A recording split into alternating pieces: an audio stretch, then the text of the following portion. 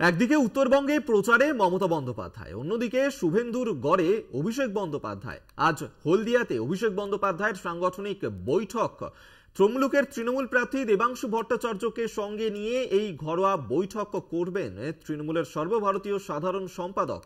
2009 সাল থেকেই কাঁথি এবং তমলুক লোকসভা তৃণমূলের দখলে থাকলেও পরবর্তীতে সেখানকার দুই প্রাক্তন সাংসদের সঙ্গে দূরত্ব বেড়েছে তৃণমূলের। সেই জায়গায় তমলুকের নতুন মুখ দেবাংশু ভট্টাচার্য, অন্যদিকে বিজেপির হাতিয়ার পদত্যাগী বিচারপতি অভিজিৎ গঙ্গোপাধ্যায়। এই পরিস্থিতিতে অভিজিতের বিরুদ্ধে লড়াই কতটা কঠিন হবে দেবাংশুর পক্ষে, জয় ছিনিয়ে নিতে কোন স্ট্র্যাটেজি নেবে তৃণমূল, সেই নিয়েই মূলত আজকের এই বৈঠকে আলোচনা হবে। আমরা এই নিয়ে কথা বলবো। বিশেষ প্রতিনিধি দেবজ্যোতি ঘোষ এই মুহূর্তে আমাদের সঙ্গে টেলিফোনে রয়েছেন। দেবজ্যোতি, আজকে হলদিয়াতে সেখানে অভিষেক বন্দ্যোপাধ্যায়ের সাংগঠনিক বৈঠক করার কথা রয়েছে, এই বৈঠক সম্পর্কে এখনো পর্যন্ত কি জানা যাচ্ছে?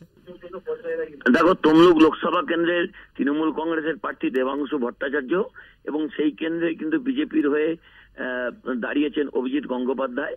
এই সিটটিকে তৃণমূল কংগ্রেস অত্যন্ত ফেস্টিভাইড হিসেবে দেখছেন, কারণ তারা ইতিমধ্যেই কিন্তু বেশ কিছু কর্মসূচি অভিষেক বন্দ্যোপাধ্যায় করেছেন। আজ হলদিয়াতে তিনি সাংগঠনিক বৈঠক করবেন, সেখানে নির্বাচনের যে রণকৌশল হবে তার উপরেই কিন্তু নির্বাচন পরিচালনা করবে তৃণমূল কংগ্রেস। সেই মতোই কিন্তু অভিষেক বন্দ্যোপাধ্যায়ের আজকের কর্মসূচি অত্যন্ত গুরুত্বপূর্ণ এবং সেখানে হলদিয়ার সমস্ত নেতৃত্বের পাশাপাশি তমলুক লোকসভা কেন্দ্রের তৃণমূল কংগ্রেসের গুরুত্বপূর্ণ নেতৃত্বকে উপস্থিত থাকতে বলা হয়েছে। এই সিটটিকে অত্যন্ত তৃণমূল কংগ্রেস গুরুত্ব দিচ্ছেন, কারণ যেভাবে হোক এই সিটটি তারা উদ্ধার করতে উদ্যত। সেই মতোই কিন্তু তৃণমূল নেত্রী মমতা বন্দ্যোপাধ্যায় যেমন উত্তরবঙ্গে পড়ে রয়েছেন, সেখানে 7টি সিট তারা দখলের উদ্দেশ্যে, তেমনি কিন্তু অভিষেক বন্দ্যোপাধ্যায় গত কয়েকদিন উত্তরবঙ্গ প্রচার সেরে তিনি আজকে হলদিয়াতে সাংগঠনিক বৈঠক করবেন।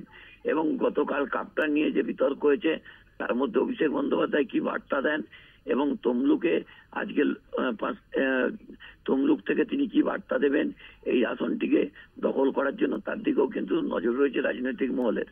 বেশ, ধন্যবাদ তোমায়। বিশেষ প্রতিনিধি দেবজ্যোতি ঘোষ আমাদের সঙ্গে টেলিফোনে ছিলেন। অর্থাৎ লোকসভা নির্বাচনের আগে আজকের এই সাংগঠনিক বৈঠক অত্যন্ত গুরুত্বপূর্ণ, যেখানে হলদিয়াতে আজকে সাংগঠনিক বৈঠক করবেন অভিষেক বন্দ্যোপাধ্যায়। দেবাংশু তিনি উপস্থিত থাকবেন আজকের এই বৈঠকে, যেখানে তার বিরুদ্ধে লড়াই করবেন অভিজিৎ গঙ্গোপাধ্যায়।